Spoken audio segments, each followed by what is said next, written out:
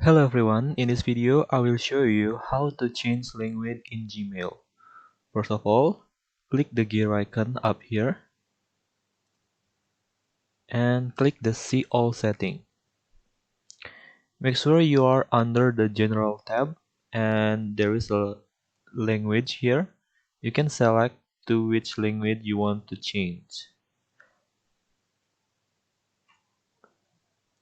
Let's say change to Indonesian and scroll to the bottom, click the Save Changes button.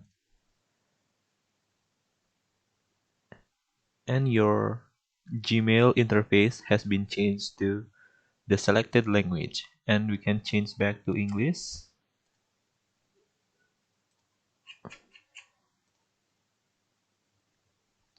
And there you go. There is how to change language in Gmail. If you like this video, please subscribe this channel and see you in the next video. Bye.